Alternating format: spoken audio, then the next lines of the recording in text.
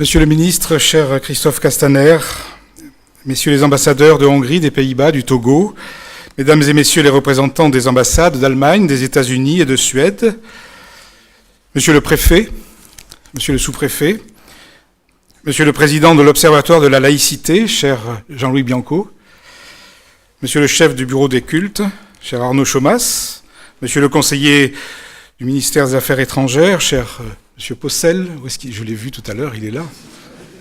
Et voilà.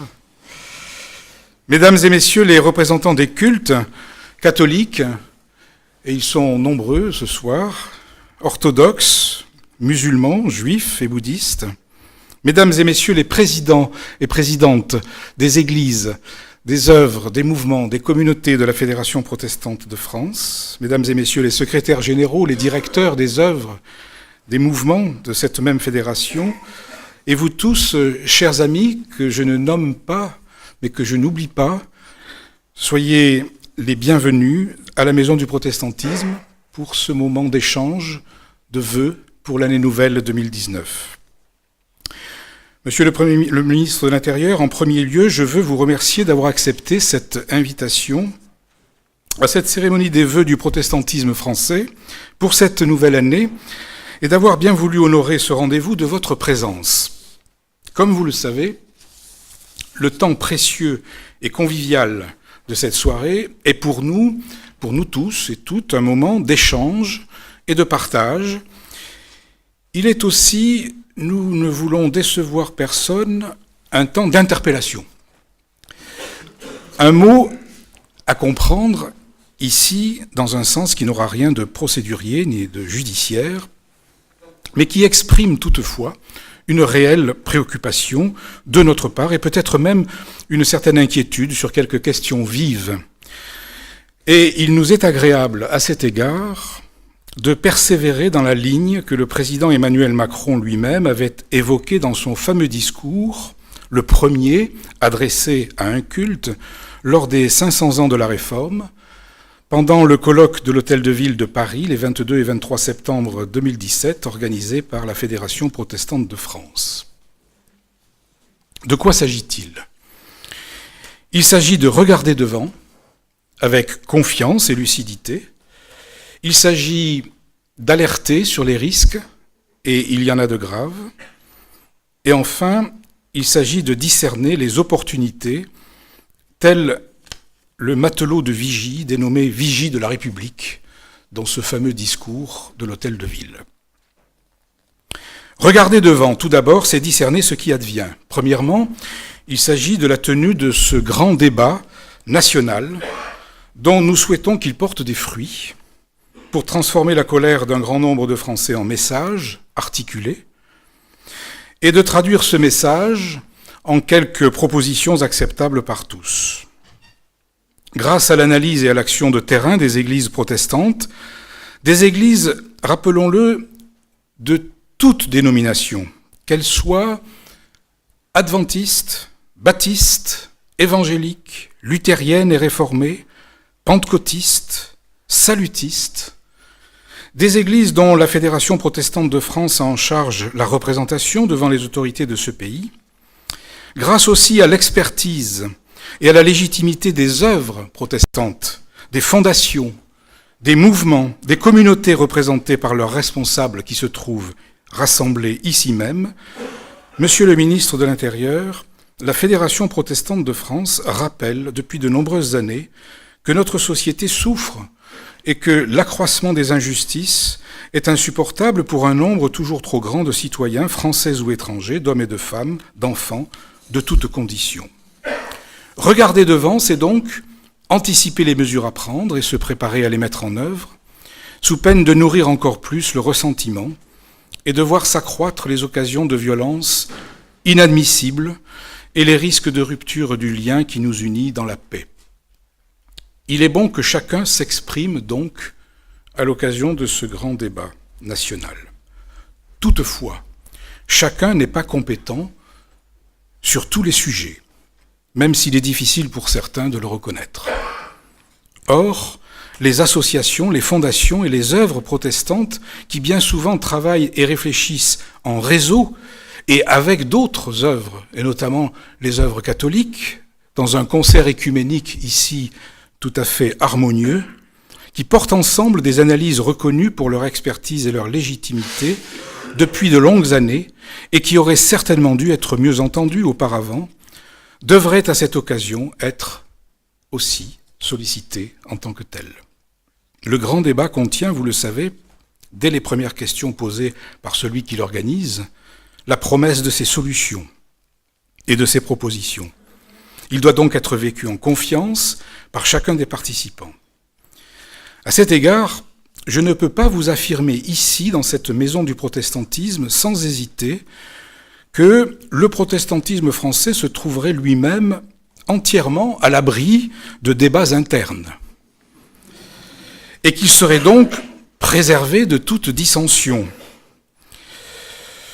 Ou bien qu'à l'inverse, il serait le spécialiste de belles discussions, de synodes joyeuses et toujours unanimes, de conseils, de congrès, de colloques dont les discussions seraient sans aucune aspérité, ni ne provoqueraient aucune exaspération. Mais ce que je peux dire en toute humilité, c'est que les moments de tension que nous vivons parfois nous-mêmes, entre nous, les difficultés que nous rencontrons, et elles ne sont pas simples à affronter, ne nous empêchent pas de nous redonner inlassablement rendez-vous avec nous-mêmes, de nous retrouver, et donc, comme je le disais en commençant, d'avancer ensemble. Regarder devant, c'est donc d'une certaine manière avancer, aller de l'avant. C'est comprendre que le débat est le seul moyen de rester ensemble, c'est-à-dire à portée de voix, à portée de confiance, à portée de prière les uns pour les autres, oserais-je ajouter dans ce lieu. Aller de l'avant, ce n'est pas saisir le prétexte du désaccord, prétexte tellement commode, pour se satisfaire de la division, pour jouer sa carte, pour justifier son retrait du collectif. Alors, nous utilisons dans notre langage, pour désigner ce collectif, monsieur le ministre, ce mot étrange de communion. La communion qui fait advenir au milieu de nous un tiers, un autre que nous, le tout autre, qui nous convoque à l'unité et qui y croit, lui, parfois plus que nous-mêmes, comme un Dieu qui croit en nous plus fort que nous croyons en lui. Regarder devant, c'est aussi, au printemps qui vient, prendre au sérieux une deuxième échéance décisive qui attend le pays, celle des élections européennes. Les enjeux sont bien différents, chacun en conviendra. Toutefois, là encore, les tentations de ne participer ni au débat ni au vote sont nombreuses. La justification de postures identitaires et de repli est assez semblable. Elle est issue du même catalogue, d'un pauvre argumentaire d'égoïsme et de tactique de courte vue.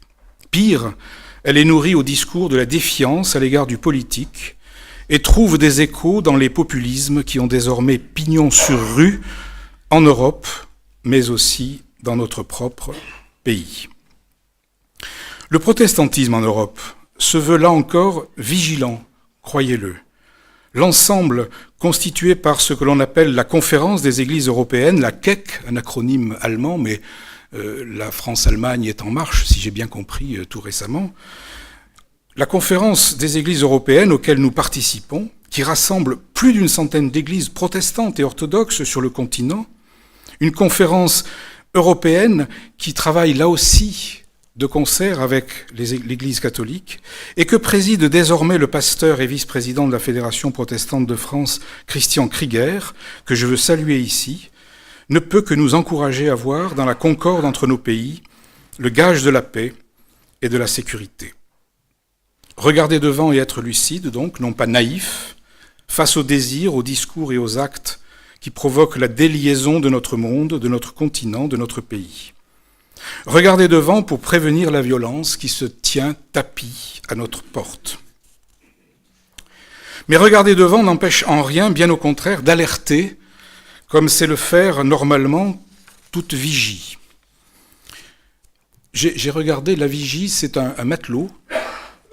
C'est pas professionnel, quoi. C'est le capitaine qui dit à un matelot tu montes, et il devient vigie. L'an dernier, en cette même occasion, en présence du Premier ministre, je posais la question suivante. De quoi s'agit-il dans ces propos de vœux de Nouvel An ? De reconnaître que la lutte pour les droits de l'homme n'a pas de frontières, que ces droits de l'homme n'appartiennent pas à quelques-uns, mais à tous, y compris aux chrétiens qui les ont d'une certaine manière copensés, coécrits. Il s'agit de dire qu'hier et ailleurs, comme aujourd'hui et ici, ces droits sont nos jalons, nos bornes et les limites de ce que nous croyons être nécessaire pour préserver la dignité de l'homme. Il y a quelques semaines à peine, le 4 décembre dernier, avait lieu un colloque interreligieux organisé par la Conférence des responsables de culte au Sénat, en présence de son président Gérard Larcher, pour commémorer les 70 ans de la Déclaration universelle des droits de l'homme de 1948, celle d'Eleanor Roosevelt, comme l'écrit avec audace Valentine Zuber, un texte qui n'a pas de référence religieuse, un texte laïque, mais qui est assez vaste pour accueillir toutes les propositions de sens, pourvu que celles-ci en respectent les termes profondément humanistes. Depuis longtemps, là encore, les églises, les œuvres, les associations, les fondations, les mouvements, les communautés de la Fédération protestante de France se sont engagés et alertent les pouvoirs publics sur ce chemin de la défense des droits de l'homme, précisément parce que l'homme est fragile, vulnérable, pauvre, handicapé, réfugié, demandeur d'asile, âgé, dépendant, chômeur, détenu, malade, stigmatisé à cause de son origine, à cause de son culte, à cause de son orientation sexuelle, mis à mal par une société, certes, se disant solidaire, mais dont les restrictions budgétaires et la baisse des dotations de l'État empêchent finalement d'en prendre en compte l'ensemble des détresses. Nous pouvons aussi noter combien la France, classée au 17e rang des pays de l'Union européenne quant à l'octroi de la protection accordée aux demandeurs d'asile, se trouve largement en deçà des promesses de son discours sur l'accueil. Aujourd'hui encore, la parole politique et sa crédibilité sont mises à l'épreuve de l'exigence évangélique de justice que portent ces églises. Et la distorsion entre cette parole et la pratique, cet écart sur lequel nous alertons entre ce qui est annoncé et ce qui est mis en œuvre, cet écart dans les situations d'inégalité interroge. Je crois que cet écart contre lequel il nous faut lutter dans ces situations de plus en plus nombreuses est en bien des manières la cause de la perte de confiance dans la politique et de l'égarement de bon nombre de nos concitoyens. Égarement dans une société qui n'est plus assez accueillante et où certains ne trouvent plus leur place. Égarement d'hommes et de femmes qui ne se sentent plus représentés, qui cherchent des places, des ronds-points. Autrement dit, qui ne se sentent même plus présents dans leur propre cité. Ici, la parole politique doit être à nouveau suscitée, ressuscitée s'il était possible, et le crédit de cette parole politique relégitimé. Il s'agit de renouer sans délai ce qui se défait, il s'agit de reconnaître celui qui est méprisé ou qui ressent qu'il l'est, il s'agit de refaire inlassablement société, de recréer une société de reconnaissance, comme l'écrivait Paul Ricoeur. La belle vocation de la citoyenneté doit ainsi être revalorisée. Et ici, les chrétiens et les protestants en particulier doivent prendre leur part. Il y a quelques jours, dans un hebdomadaire protestant de grande renommée, j'ai dit ceci: l'acte de foi est un acte citoyen. L'acte de foi n'est pas seulement une prière, parole intime et comme silencieuse de soi à soi ou de soi à Dieu. Cet acte de foi ne doit pas être assigné à résidence au fort intérieur ou à la sacristie confidentielle de nos temples, quand il y a des sacristies dans les temples, ce qui serait d'ailleurs assez anormal, mais ça peut arriver. L'acte de foi se prononce en effet et s'entend dans l'espace public. Il se déploie même dans ses liturgies et ses prédications lors du culte public, précisément que la démocratie autorise et garantit selon les termes de la fameuse loi du 9 décembre 1905 qui retrouve une actualité depuis quelques semaines. L'acte de foi engage donc et met en marche, et c'est alors la foi en acte.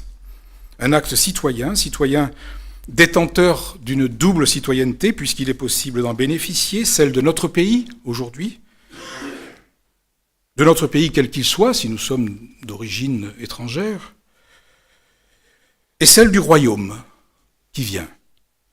Il y a dans ce propos un écho à la lettre du président de la République qui, dans ces 4 sujets mis en débat, mentionne l'importance de la citoyenneté et de la mise en œuvre d'une participation et d'une représentation plus équilibrée, plus juste, au bénéfice d'un meilleur vivre ensemble, selon l'expression, là encore, que Paul Ricoeur avait forgée il y a tant d'années. L'alerte sur les risques de violence et sur le risque de discrédit de la parole politique qui nous tient ensemble en démocratie et des politiques qui la portent n'est donc pas vaine. Cette alerte est motivée par de véritables risques d'un processus tragique d'illégitimation progressive de la démocratie. Avec cette question que je posais l'autre jour devant quelques personnes rassemblées, mais qu'y a-t-il après la démocratie ? Cette alerte se double de celle concernant l'impératif de la transition énergétique, l'engagement des églises chrétiennes au sujet de l'injustice climatique, les efforts de réflexion, d'interprétation, d'action en milieu chrétien, au plan écuménique, là encore, résonnent depuis tant d'années comme des appels à agir et non à tergiverser. L'orthodoxie a ouvert la voie avec Bartholomée, et puis il y a l'encyclique du pape François, et puis tout le travail du Conseil écuménique des Églises depuis une 30aine d'années sur ces sujets. Nous avons tous à l'esprit, j'en suis convaincu, un ou plusieurs exemples des conséquences du dérèglement climatique et de l'injustice qui est faite, là encore, aux populations les plus vulnérables, les plus exposées, les plus pauvres, au loin et parfois tout près de nous. Liée à cette question se trouve encore celle du constat des migrations douloureuses et dangereuses et des nécessaires gestes de solidarité que notre pays ne fait pas suffisamment quant à l'accueil et à la politique de l'asile. Nos éclaireurs, alors je veux dire ici nos experts, nos témoins, agissants, qui éclairent la nuit dans laquelle se débattent toutes ces victimes, ces acteurs donc, ces acteurs protestants que sont la Fédération de l'entraide protestante, la CIMAD, le Centre d'action sociale protestant, l'Armée du Salut, l'ensemble des diaconats, les familles d'accueil, et puis les églises, les paroisses, les familles, et puis les partenaires avec qui nous sommes liés, comme le Secours catholique, l'Église catholique en France, la communauté Sant'Egidio autour des couloirs humanitaires, nous pressent de vous interroger et d'attendre vos réponses. Enfin, après les alertes, le discernement, celui des opportunités. Discernez avec vous, puisque c'est votre champ de compétence, l'opportunité du rappel nécessaire et permanent du principe qui permet que nous soyons ici, réunis, dans cette maison du protestantisme, le principe de la laïcité. Un principe sur lequel nous nous sommes déjà largement exprimés, alors vous n'aurez pas à le coupler sur la défense de la laïcité, version protestante. Vous le connaissez d'ailleurs. Rappelez ce principe et en même temps l'importance de la dimension religieuse. Alors là, je pousse un peu le pion. L'importance de la dimension religieuse si l'on veut comprendre quelque chose à notre société et affirmer sans crainte aucune que la dimension spirituelle et religieuse de nos cultes est aussi un atout, est aussi une ressource, une richesse pour la construction de la société de demain et autour de valeurs sûres. Le respect d'autrui, l'attention aux plus petits, la reconnaissance de l'altérité qui permet la distance, le refus de toute discrimination et par conséquent l'exercice de la liberté de conscience, la célébration du culte, au cœur de la culture, le culte, afin qu'il en exprime le sens et l'espérance pour les hommes, les femmes et les enfants d'aujourd'hui. À cet égard, les rencontres dont vous avez entendu parler et auxquelles vous avez commencé déjà à participer, les rencontres de la conférence des responsables de culte au plan national, mais aussi toutes les initiatives, et elles sont nombreuses, très nombreuses, prises au plan local et régional, ici et là, en lien avec d'autres acteurs dans la cité, sont des signes de sagesse. Ils encouragent la promotion d'une société de reconnaissance, une société de concorde dans le cadre de la laïcité et des lois de la République.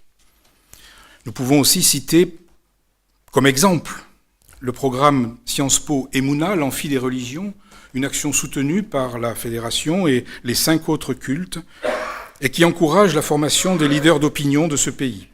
Vous pourriez, alors vous avez un agenda assez libre en ce moment, vous pourriez saisir cette occasion pour les inviter avec l'équipe de direction et quelques auditeurs d'Emouna.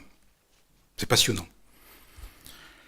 Je dois ici saluer les bonnes relations qu'entretiennent les cultes avec votre ministère et le bureau des cultes, tout en souhaitant que les rendez-vous ne se réduisent pas à des consultations ou des temps d'information précieux, nécessaires, mais s'organisent aussi sur le mode de la concertation, comme nous avons commencé à le faire, d'une réflexion et d'une anticipation, comme nous l'espérons tous. Ainsi, après le discernement de cette belle opportunité que constitue la réalité interreligieuse vécue positivement dans notre pays, je veux citer cette deuxième opportunité, celle concernant le projet de modification de la loi 1905, qui n'est pas la loi de la laïcité, mais qui organise le culte public, exprimé dans la note que vous nous avez remise le 9 janvier dernier, intitulée « Renforcer la laïcité, garantir la liberté de culte », et que notre commission juridique vient d'examiner attentivement hier soir. Rien ne sert d'en dire plus, c'est le suspense, puisqu'il est prévu d'autres rencontres. Et donc nous aurons l'occasion de vous donner le résultat de nos réflexions à ce sujet. Mais je formule toutefois le vœu que cette opportunité, liée en grande partie au souci bien compréhensible de voir le culte musulman trouver ses marques dans notre paysage juridique et associatif, soit traitée avec une pédagogie faite d'écoute et de dialogue. Une vraie pédagogie citoyenne. Et je vois Ahmet qui opine du chef. Afin que ne s'ouvre pas encore, dans notre pays, un autre motif de violence ou d'agacement réciproque. Les deux affirmations auxquelles nous sommes attachés, celle de la garantie de la liberté de culte et celle du maintien clair et net de la séparation des églises et de l'État, nous guideront sur ce chemin, comme vous. Pour finir ce trop long discours de vœux, mais enfin c'est qu'une fois par an, et voilà, je saisis l'occasion. Je tenais, Monsieur le Ministre, à vous redire notre attachement à la République, à ses valeurs, à ses promesses. Ce mot de promesse, nous le trouvons, nous, dans la Bible. Raïm est parti déjà. Il est parti. Bon, alors je ne le dis pas en hébreu.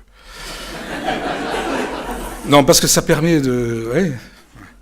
Ce mot de promesse, nous le trouvons dans la Bible, premièrement, car nous en trouvons les réalisations en Christ, pour ce qui nous concerne. Mais nous cheminons tous ensemble dans ce pays, et notre destin est lié. À moins que nous nous retirions tous dans la montagne, mais ce n'est pas l'esprit du protestantisme français. Ainsi, que la promesse républicaine soit enrichie, qu'elle soit interrogée, qu'elle soit interpellée, comme je l'évoquais en tout début de mon propos, par la promesse du royaume, en confiance et dans le calme. Alors pour cette année 2019, je vous laisse un verset du prophète, celui qui porte le nom de Sauveur en hébreu, et je ne le dirai pas en hébreu, mais enfin ça a donné en français Jésus, donc c'est curieux, un prophète qui s'appelle Jésus, c'est... Voilà. Ésaïe, le prophète Ésaïe. Ce prophète qui annonçait inlassablement l'espérance là où les populistes de l'époque, on était au 8e siècle avant Jésus-Christ, s'en donnaient à cœur joie, dans le défaitisme. Un prophète, donc Ésaïe, qui regardait devant, un prophète qui alertait sans cesse les autorités de son temps, un prophète qui discernait les chemins à suivre, les opportunités à saisir. Et voilà ce qu'il disait d'une phrase. Et cette phrase, elle est pour vous. C'est dans le calme et la confiance que sera votre force. Bonne année à toutes et tous, meilleurs vœux à chacun et à chacune.